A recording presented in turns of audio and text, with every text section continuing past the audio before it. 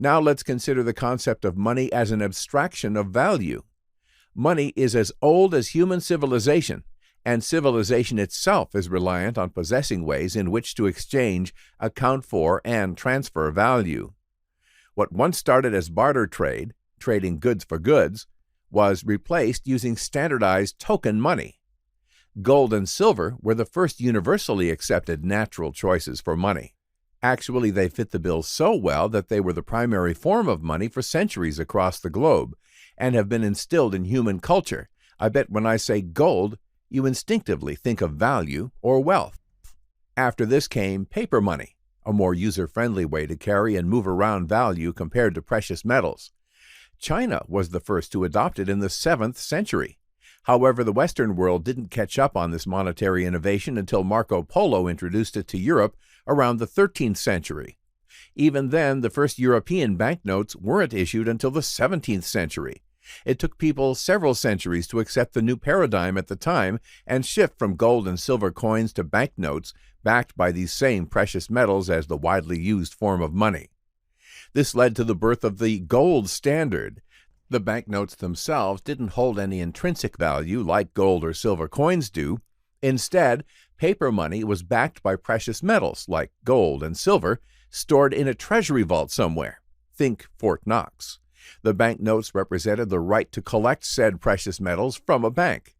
More convenient than taking a wheelbarrow of gold bullion to the post office to pay the mortgage. This was the case until 1944. At the end of World War II, yet another related system was introduced, the gold exchange standard, under the Bretton Woods Agreement.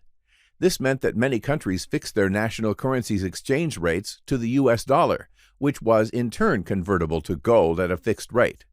Not only that, but this convertibility was no longer available to individuals or companies, only to central banks.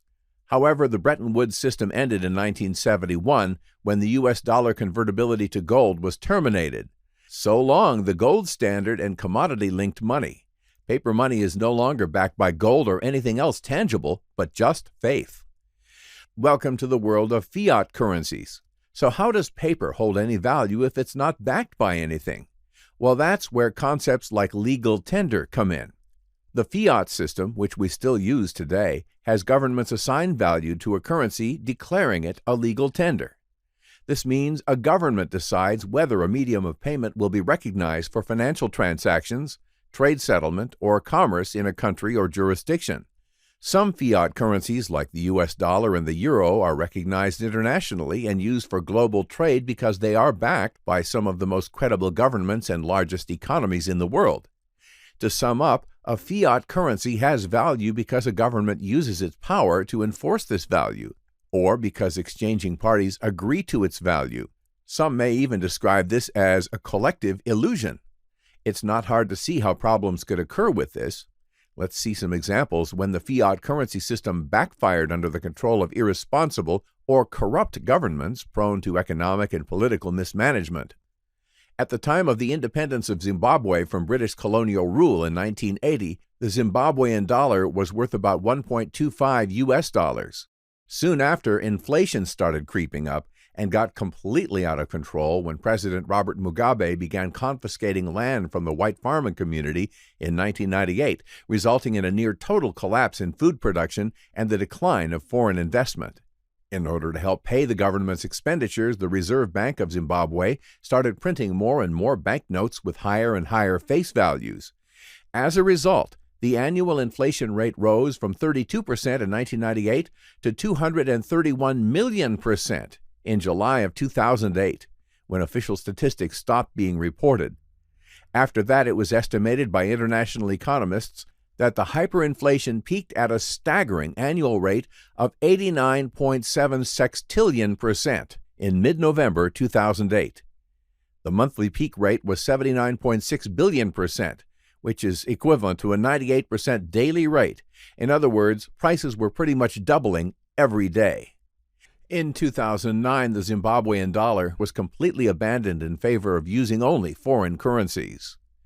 Once one of the richest countries in Africa, Zimbabwe descended into economic chaos, largely blamed on its government's policies. This is an extreme example of how the trust in a fiat currency can be lost leading to economic turmoil. In Zimbabwe, the collective illusion quickly turned into a collective disbelief. This is not an isolated example of a currency crisis, though. There are many countries around the world where local currencies hold hardly any value, and people prefer keeping their savings in the so-called hard foreign currencies or other alternatives like gold and, most recently, Bitcoin. Currently, Venezuela is undergoing a period of raging inflation of its own. In January 2018, inflation was 84% for the month, implying an annualized rate of 150,000%, meaning prices would double every 35 days. Now, the Venezuelan government has come up with an innovative proposed solution for a stable currency.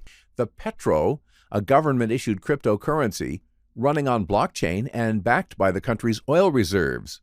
The Petro is intended to be a legal tender in Venezuela, which becomes the first country in the world to issue a sovereign cryptocurrency. It remains to be seen how successful or not this experiment will be. Such a centrally issued cryptocurrency is a far cry from the decentralized nature of Bitcoin and its digital siblings. However, it should also be noted that with its actions, Venezuela is recognizing and reaffirming the great advantages and potential blockchain holds.